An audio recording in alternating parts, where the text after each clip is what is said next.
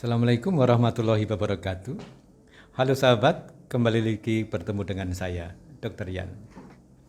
Eh, Ngomong-ngomong, saya adalah fans dari Alip Ba Ta, fingerstyle dari Indonesia yang luar biasa. Dan salah satu semboyan Alipers adalah kopi mana kopi.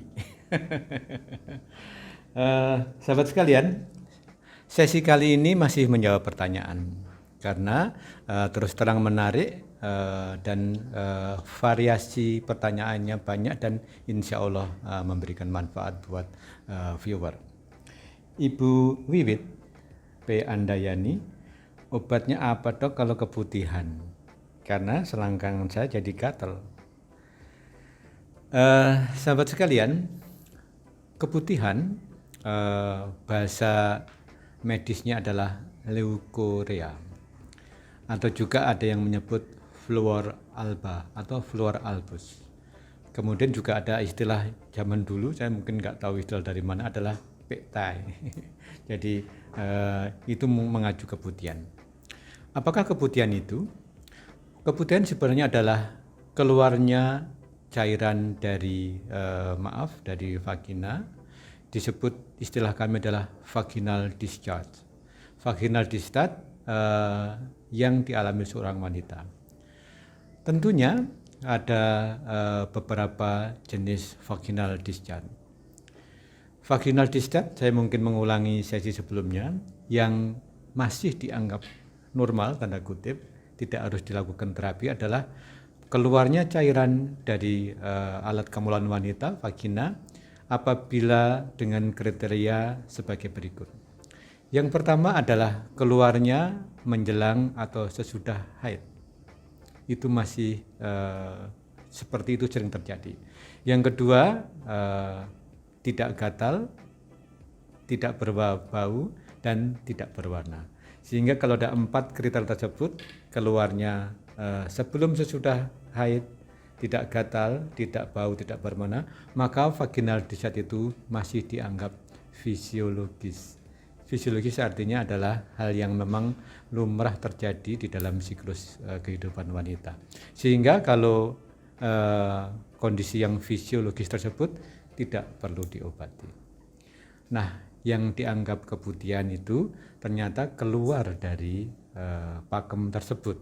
Misalnya warnanya tidak jernih lagi, bisa kekuningan, bisa warna putih kayak susu, bisa kehijauan, ada gatal, ada bau, dan biasanya jumlahnya banyak.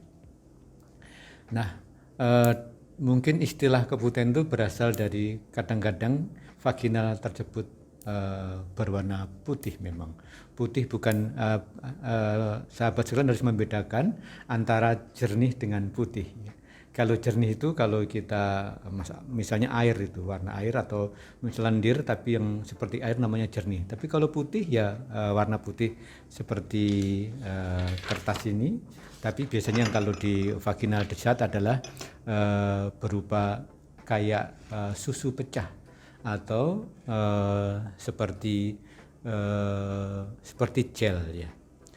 Nah, sekarang akan saya deskripsikan pengobatannya.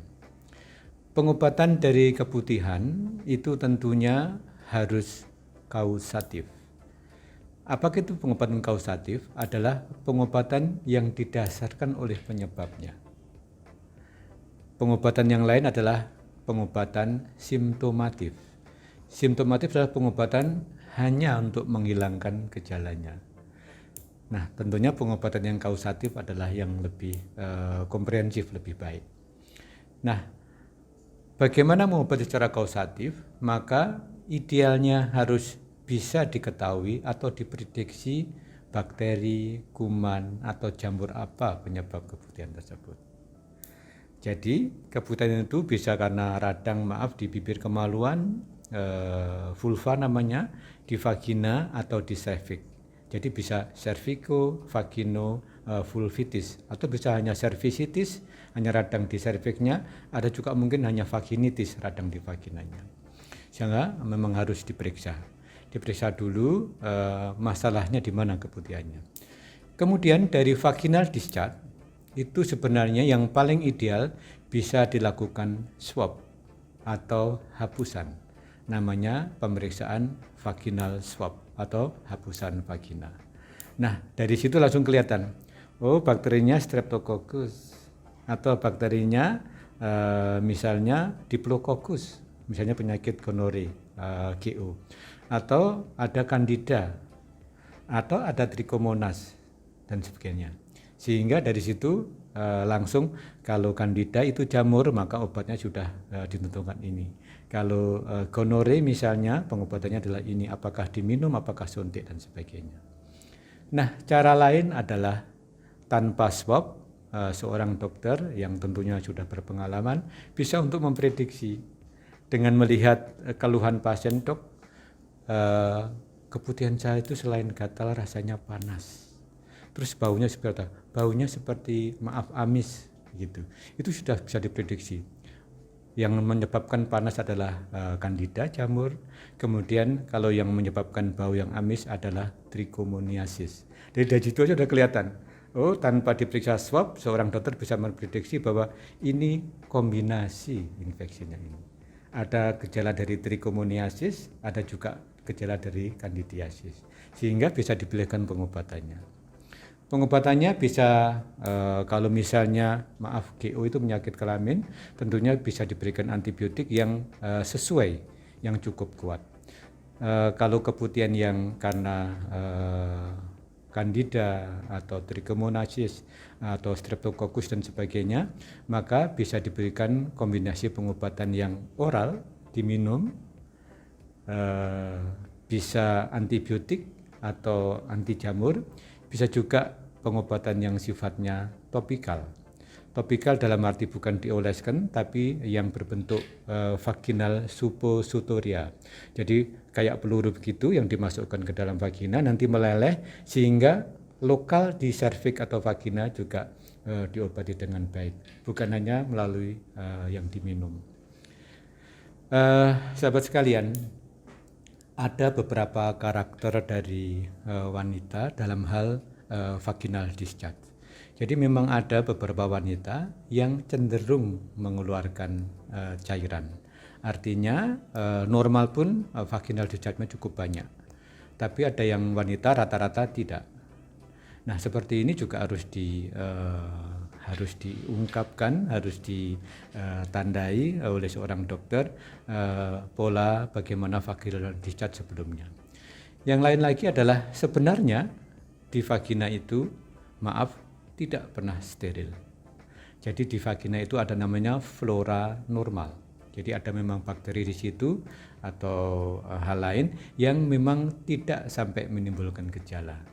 Tapi ketika misalnya wanita tersebut beraktivitas lama, lembab, atau sedang daya tahan tubuhnya menurun, maka flora normal di vagina tersebut bisa menjadi terakumulasi dan menimbulkan gejala keputihan. Tapi yang lebih sering keputihan tersebut adalah bisa dari luar, artinya bisa dari saat cebok atau misalnya terkait dengan hubungan seksual. Jadi demikian Ibu Wiwit, kita bisa simpulkan bahwa ada beberapa macam jenis vaginal discharge dan tentunya pengobatannya berdasarkan kausa yang menyebabkan. Dan tadi disebutkan bahwa selangkangannya juga gatal, itu bisa juga terkait dengan permasalahan ini. Ketika memberikan obat untuk keputihan, bisa ditambahkan obat untuk salep atau krim untuk yang keluhan di luar vagina. Jadi demikian sahabat, semoga deskripsi yang saya sampaikan memberikan manfaat. Silakan tulis komentar atau mengajukan pertanyaan lagi, akan kita bahas dalam sesi ASMI Tanya Dr. Yan. Demikian sahabat, take care, stay healthy, see you tomorrow. Mari dukung channel ini dengan memberikan like, share, comment, and subscribe.